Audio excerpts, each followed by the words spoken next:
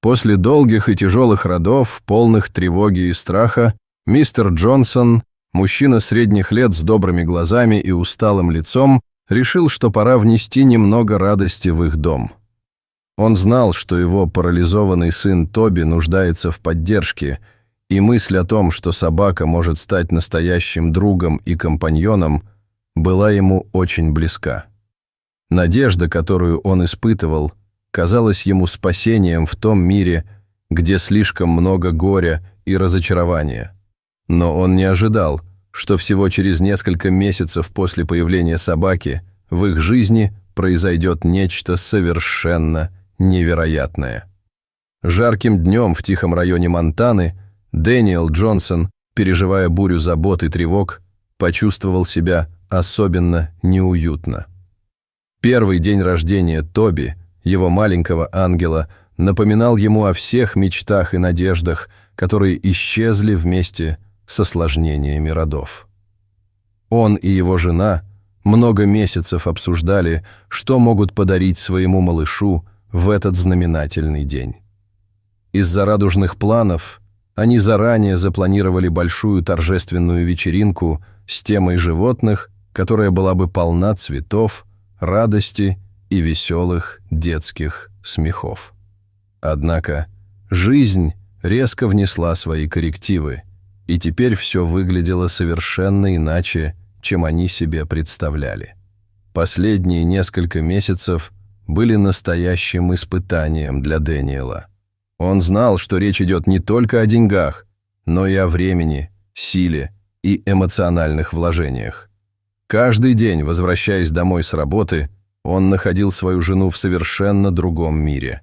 Она больше не улыбалась и перестала обсуждать планы на будущее. Технически, он уже осознал, что идея устроить грандиозную вечеринку больше не имеет смысла.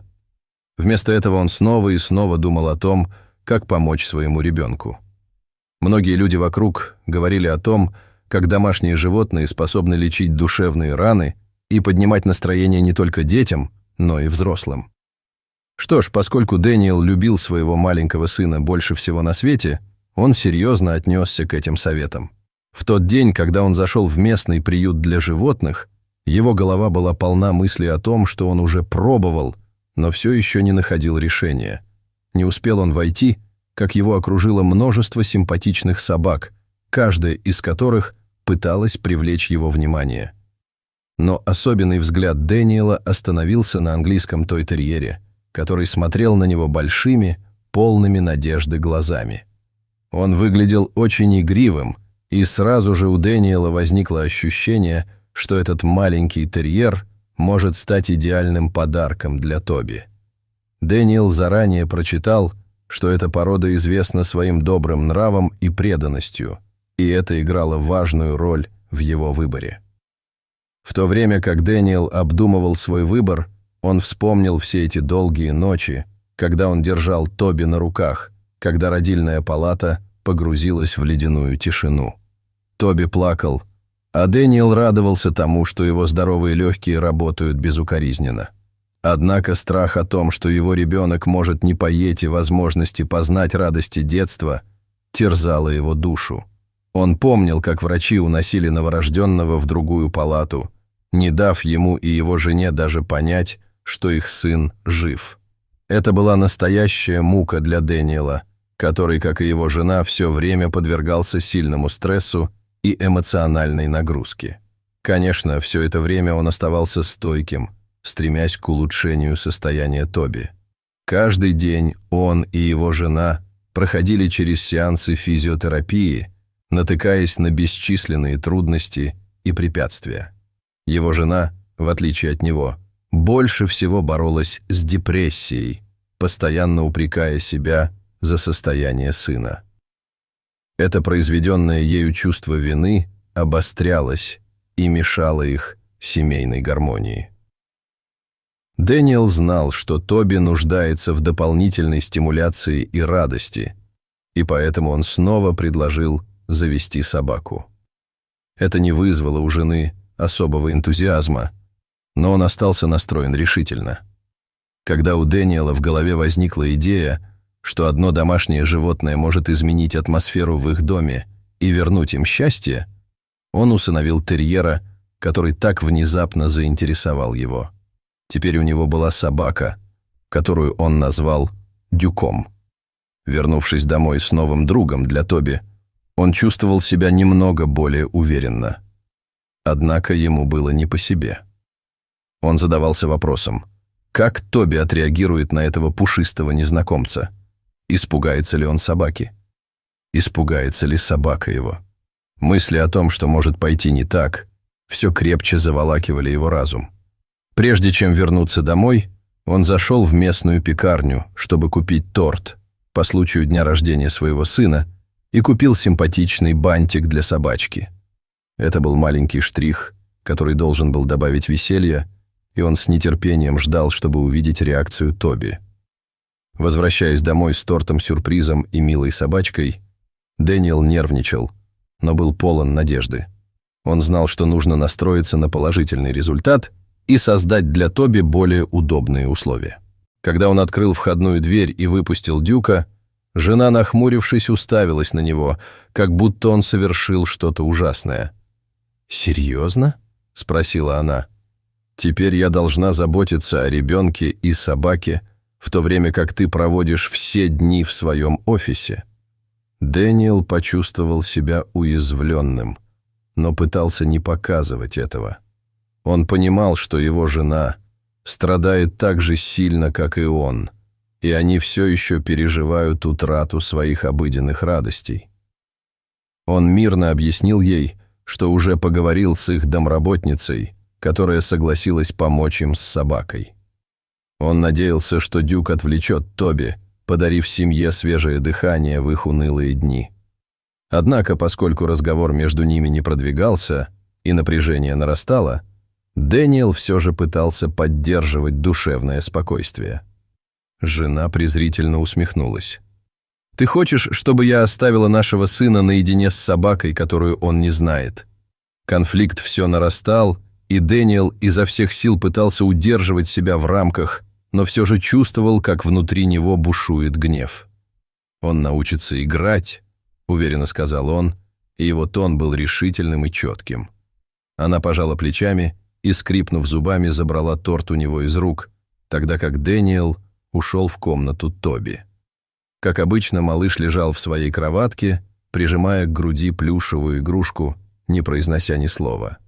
Его сердце разрывалось от жалости к сыну, который, оказавшись в заточении изоляции, решительно нуждался в чем-то, что могло бы разнообразить его бытие.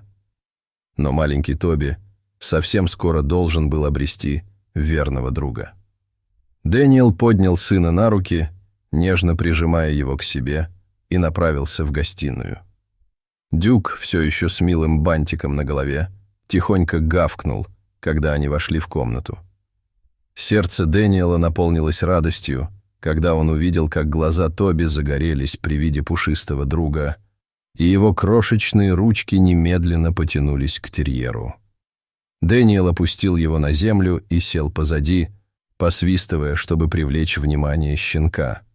Дюк осторожно приблизился, виляя хвостом, и стал обнюхивать малыша, будто чувствуя, что родился новый друг. Мальчик протянул руку и нежно коснулся его головы, а потом вдруг начал хихикать от восторга. На мгновение в комнате стало светлее, и даже жена Дэниела, наблюдая за этим мгновением, не смогла удержаться от улыбки. Шли дни, и Дюк быстро становился неотъемлемой частью их жизни. Каждый вечер Дэниел уделял внимание тому, чтобы собака получала надлежащий уход. Он кормил ее, играл с ней и даже заранее готовил специальный уголок для нее в их доме. С помощью домработницы питомец обретал свой комфорт в новой обстановке. Тем временем маленький Тоби, который раньше был замкнутым мальчиком, начал менять свои привычки. Он смеялся чаще, каждый день резвился на полу с Дюком и нашел в нем настоящего друга. Дэниел невольно улыбался, наблюдая за их взаимодействием. Работая и заполняя свои дни обязанностями, он все заработал на обстановку, которая приносила счастье всей его семье. В один момент жена Дэниела начала замечать изменения в их жизни. Она наблюдала, как радость возвращалась в семейный уют и почувствовала необходимость больше заботиться о себе. Со временем ее настроение улучшилось, она стала более легкой на подъем, а их отношения начали восстанавливаться. Комната наполнилась смехом и счастьем, когда Тоби и Дюк вместе играли. Иногда, когда Дэниел возвращался домой с работы, он находил свою жену и сына смеющимися и играющими, что заполнивало его сердце гордостью и любовью. Дэниел прекрасно понимал, что Дюк стал не просто собакой, а настоящим членом их семьи, каковым был специальный и важный дар, который незримо перевернул все их жизни. Он наблюдал, как Тоби стал более активным, и в его глазах появились искорки надежды. Шли недели, и силы Тоби росли. Теперь он мог самостоятельно сидеть и даже пытаться потихоньку передвигаться по полу за Дюком. Собака, понимая, что Тоби еще ограничен в своих возможностях, терпеливо ждала, пока тот будет готов играть. Эти занятия помогали Тоби укреплять мышцы и развивать уверенность в себе. Параллельно после очередного занятия физиотерапией радость и энтузиазм становились более яркими по мере того, как состояние Тоби улучшалось. Жена Дэниела стала чаще общаться и играть с Тоби и Дюком. Разделяя радость сына, она не могла не улыбнуться, увидев, как он взаимодействует с собакой. В их доме заполнилось счастье и улыбки. Каждый день стал маленьким праздником, а позитивная энергия вливалась в каждый уголок их квартиры. Тоби, искренне выглядевший в каждый момент, сам становился источником положительных эмоций для всех. Однажды, когда Дэниел был на работе, его жена звонила ему с надеждой и трепетом в голосе. «Ты не поверишь!» — говорила она, и Дэниел почувствовал, как его сердце забилось сильнее. Она показала Тоби, который, передвигаясь, пытался ползти за Дюком. Это было чудо, о котором они давно мечтали. Все эти месяцы физической терапии и упорной работы наконец приносили свои плоды, показывая, что надежда все же жива. В тот вечер вся семья отпраздновала это событие. Их дом наполнился смехом и радостью, когда они сидели за столом и делились тортом.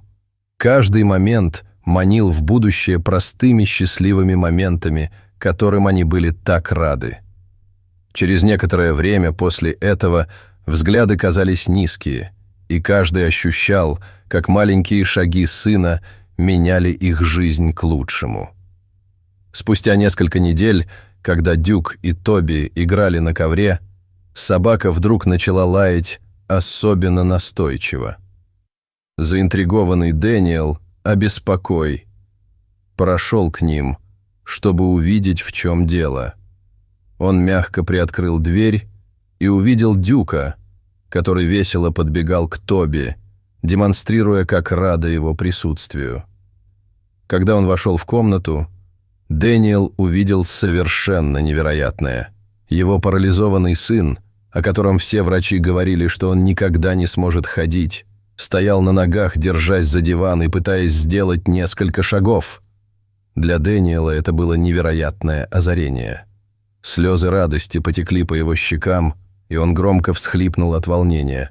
Маленький Тоби заметил, что его папа стоит в дверях, и, смутившись, посмотрел на него.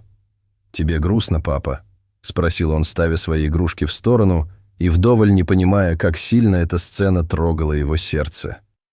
Дэниел, все еще не веря своим глазам, попытался выговорить, пока слезы радости стекали по его щеке. «Нет, Тоби, папа никогда не был так счастлив». Тоби снова растворился в своей игре, и это наполнило радостью каждого из них. В тот момент, когда они собирались вместе, жена, Дэниел и их сын, это было истинным счастьем. Дэниел побежал за женой и, едва сдерживая эмоции, потянул ее за собой в гостиную. Это было время, когда все в их доме излучали жизненную силу.